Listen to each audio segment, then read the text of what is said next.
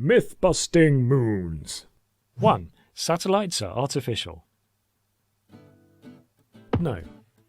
We began launching artificial satellites into orbit around the Earth in 1957, but satellite describes anything that orbits something else.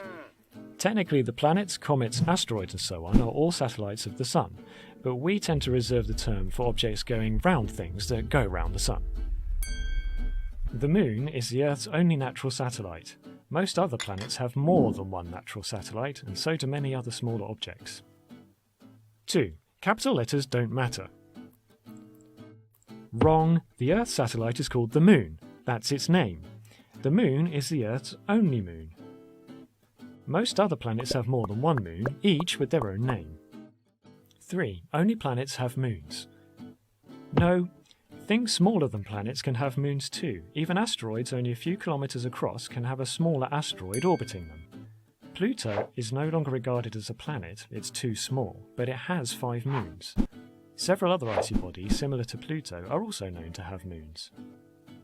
4. Can moons have moons? Well, maybe, but so far no one has found an example. 5. The moon has a dark side. Depends what you mean. Like every object in the solar system, only one side of it can be illuminated by the sun at once, so half is sunlit and half is in darkness.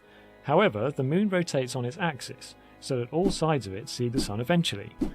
There is no permanent dark side in terms of sunlight, but there is one side that is permanently turned away from the Earth so that we can never see it. 6. The moon is bigger when it is low in the sky. Well, it looks bigger, but if you measure it, it is exactly the same size as when you see it higher in the sky. This is an optical illusion known as the moon illusion.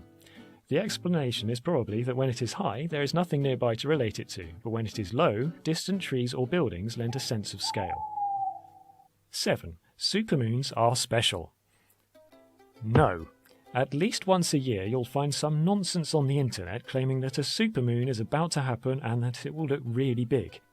The fact is that the moon's orbit about the Earth is not quite circular. Its distance varies from about 363,000 kilometers to about 405,000 kilometers, and a so-called supermoon is when the closest point happens to coincide with full moon. You're kidding yourself though if just by looking at it you'll notice it's bigger than usual. The actual difference in size is about 14% bigger than when the moon is furthest away, and you won't detect this without precise measurement. The moon is at its closest once per orbit, but nobody makes a fuss when, say, the crescent moon is fractionally bigger than other crescent moons of the year. 8. Supermoons cause natural disasters. When the moon is at its closest and the Earth, moon and sun are aligned, this can happen either at full moon or new moon, the combined tidal force is only 18% stronger than for the average full moon or new moon tide. Low pressure weather can cause a much higher tide than you would get merely because of a supermoon, but there is no established correlation with natural disasters. 9. Without the moon, there would be no tides in the sea. Wrong. The sun also exerts a tidal force on the Earth's oceans. The sun contains much more mass than the moon, but it is also much further away, so that the sun's tidal force is about 46% of the moon's tidal force. Without the moon, the Earth's oceans would experience twice daily tides, a bit less than 1/2 the size of the actual tides. 10. Without the moon, there would be no advanced life on the Earth. This one is tricky. Without the moon, there would still be tides, and if tides helped life migrate from the oceans onto the land, that would still have happened. However, some scientists calculate that having such a large satellite as the moon has kept the Earth's spin axis relatively stable over geological time, so that extremes of climate here have been much less than those suffered by Mars. If that's important for life, then we should be grateful to the moon for our very existence.